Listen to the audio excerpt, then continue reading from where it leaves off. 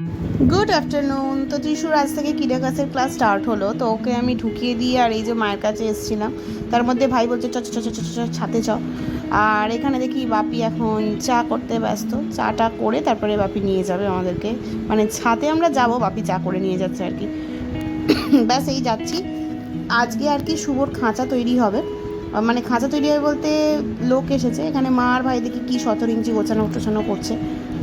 ওর পাখির ভীষণ শখ, তো সেই কারণেই আর কি ছাদের কিছুটা অংশ খাঁচা তৈরি করবে। ওই যে দাঁড়িয়ে দাঁড়িয়ে হাত দেখাচ্ছে আমাকে, এই হচ্ছে এখন ছাদের মোটামুটি পরিস্থিতি। আমার মা এখন ওই কাকুকে বোঝাচ্ছেন কোথায় কী করলে ভালো হয়, এরকম একটা পরিস্থিতি হয়ে রয়েছে চারিদিকের।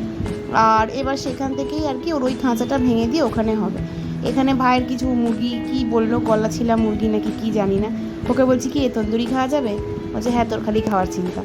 তো ওই যে ব্যাস শুভর ওই পাখিগুলোকে ও দেখাচ্ছিল, আর ও কী সমস্ত জ্ঞান ফ্যান দিচ্ছিল আমাকে পাখিগুলো সম্পর্কে।